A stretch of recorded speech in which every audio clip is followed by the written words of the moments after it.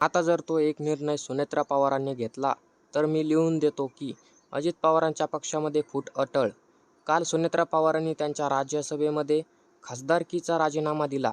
हा राजीनामा पडताच अजय पवार, छगन भुजबळ, आनंद परांजपे यांनी राज्यसभेवर जाण्याची इच्छा व्यक्त केल्याच्या बातम्या समोर आल्या.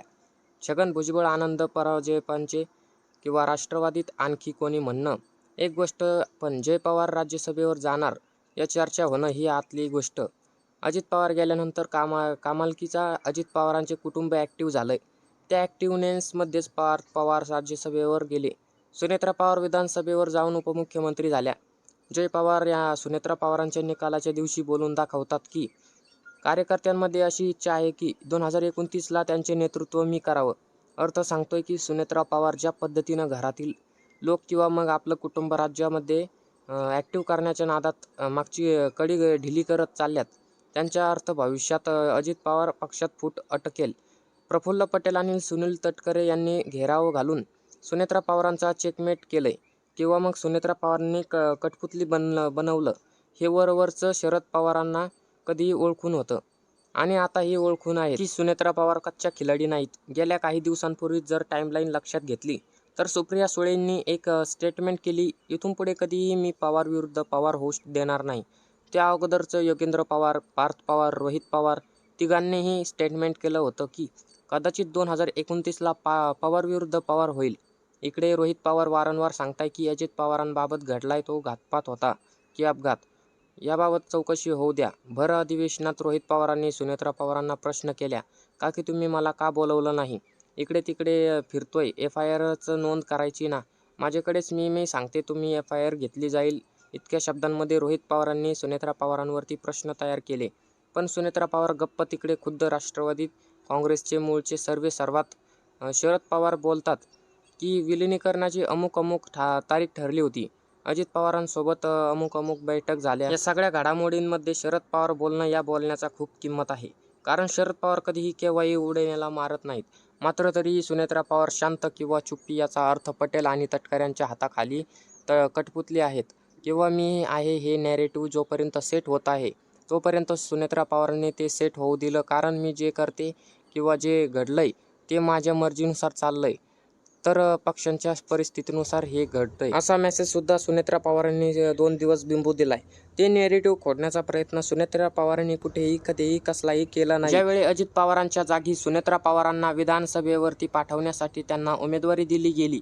विधानसभेवरती उमेदवारी दिल्यानंतर ती निवडणूक बिनविरोध होत नाही असे सिग्नल मिळाल्यानंतर सुनेत्रा पवारांनी तोंडातून शब्द काढले की मला न्याय आहे की दादांच्या अपघाताविषयी तुमच्या मनात खूप कुशंका आहेत. तशा शंका आणि कुशंका माझ्याही मनात आहेत. मी राज्यपाल, पंतप्रधान, गृहमंत्री यांच्यासोबत या विषयावरती पाठपुरावा करत आहे. कारण सुनेत्रा पवारांना माहीत होतं की रोहित पवारांनी 2 महिन्यामध्ये जितकं काही अजित पवारांचा घातपात की अपघात या विषयावरती पेरलंय आणि त्यावरती आपली चुप्पी हे बारामतीकरांना आणखी असंख्य महाराष्ट्राला सुद्धा पटत नाहीये. पार्थ पवार आणि सुनेत्रा पवार गप्प होत्या.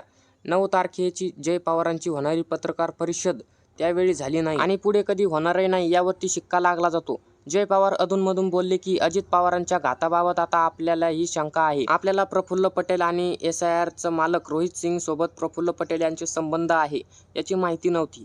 हे पार्थ पवारांचे स्टेटमेंट क्षुल्लक मुद्दे बोलून हा विषय बाजूला हा विषय बाजूला करत असतानाच सुनेत्रा पवारांनी उपमुख्यमंत्री पद घेतलं, राष्ट्रवादी काँग्रेसचं अध्यक्षपद घेतलं, बारामतीची विधानसभा घेतली, पार्थ पवारांना राज्यसभेवर पाठवलं. जय पवारांची विधानसभा आणि आता राज्यामध्ये लॅबिंग लागते. अर्थ राजकारणाला एका बाजूनं वजन दिलं जातं आणि अजित पवारांबाबत काय घडलं हे त्याच वेळी थांबवलं गेलं. कदाचित हाच भाजपचा प्लॅन असावा की 3 दिवसानंतर सुनेत्रा पवारांना शपथ देणं आणि अजित पवारांसोबत काय, कधी आणि कसं घडलं या गोष्टीवर पडदा टाकणं. मग सुनेत्रा पवारांचा सुद्धा VSR विमानाचे प्रवास, त्यानंतर पार्थ पवारांचा सुद्धा त्याच विमानाने प्रवास, हा सगळा मेसेज त्या रोहित सिंगला वाचवण्यासाठी पेरला गेला. महाराष्ट्राचा बाहेर, एकंदरीतच जर राज्याच्या बाहेर जाऊन विचार केला तर लोकांना बोलायला झालं, अजित पवारांचा अपघात ज्या विमानाने झाला त्याच विमानामधून सुनेत्रा पवार आणि पार्थ पवार प्रवास करताय, विषय संपला.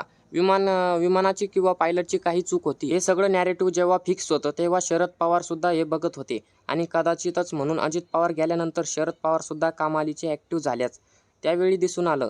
सुप्रिया सुळेंनी म्हणालं की पवार विरुद्ध पवार होऊ देणार नाही. याचं कारण माहीत आहे का? 3 वर्षांनी लोकसभा निवडणुका लागतील. तोपर्यंत शरद पवारांमध्ये तितकी ताकद, तितकी क्षमता किंवा प्रचार करण्याची ताकद उरेल की नाही याची कल्पना नाही. सुप्रिया सुळेंना माहीत आहे की पुढची फाईट सुनेत्रासोबत करावी लागणार आहे. या फाईटीच्या नादामध्ये हातातलं बरंच काही जाऊ शकतं आणि त्यामुळे 3 वर्षा अगोदर सुप्रिया सुळेंनी ही स्टेटमेंट केली. मी म्हणते की अमोल मिटकरच्या रूपाने पहिला आमदार रोहित पवारांनी फोडण्यामध्ये त्यांना यश आलं. अमोल मिटकरांनी सुरुवातीपासून एक भूमिका घेतली. त्या भूमिकेला कोणीही साथ दिली नाही. भूमिकेचे साथ न देण्यामागचं कारण एकच होतं की प्रत्येकाचे राजकीय मनसुबे ठरले होते. प्रत्येकाची राजकीय पोझिशन ठरलेली होती. अजित पवार गेल्यानंतर काय याचा बी प्लॅन तयार होता आणि एक 2 महिन्यामध्ये प्रत्येकाची राजकीय स्टेटमेंट झाली. या सगळ्या गोष्टीच्या डॉट जोडल्यात गत सांगितलं होतं की अजित पवारांचा मृत्यूचं काय घेऊन बसलाय. पुढचं राजकारण सेट करायचं असेल तर जसं ते म्हणशील तसंच चाल खेळावी लागेल आणि हे सगळं शरद पवारांना कळून चुकलं होतं. आणि म्हणूनच मी म्हणतो की सुनेत्रा पवार सुद्धा राजकारणामध्ये आता कच्चे खिलाडी नाहीये. त्यामुळे शरद पवारांनी वेळोवेळी जे स्टेटमेंट केलं, मग सुनेत्रा पवारांनी उपमुख्यमंत्री पदाची शपथ घेणं, त्यासंबंधीतील आपल्या माहिती नाही. परत पवार राजकारणामध्ये किती परिपक्व आहेत याची माहिती नाही किंवा हे आहेत पण की नाही याचीही माहिती नाही. आणि त्यानंतर कुठे कधी सुनेत्रा पवारांना भरती व भाष्य न करणं या कधी पवारांनी म्हटलं होतं की सुनेत्रा पवार मूळच्या पवार थोडी आहेत, त्या बाहेरील पवार आहेत. अर्थातच बाहेरील पवार आहेत यांचा अर्थ आज कळतोय की ते पवार कुटुंब धरून राहणं किंवा त्यांच्या मनाला काय वाटेल की राजकीय याची सांगड घालण्यासाठी बाहेरील आलेल्या सुनेत्रा पवार फार काही इंटरेस्टेड त्या सेट करताय. पुढचं त्याचं राजकारण तुम्हाला काय वाटतं? कमेंट करून नक्की सांगा आणि अशाच माहितीपूर्ण व्हिडिओसाठी आपल्या महाराष्ट्राची बातमी या यूट्यूब चॅनलला सबस्क्राईब मात्र करायला विसरू नका. धन्यवाद.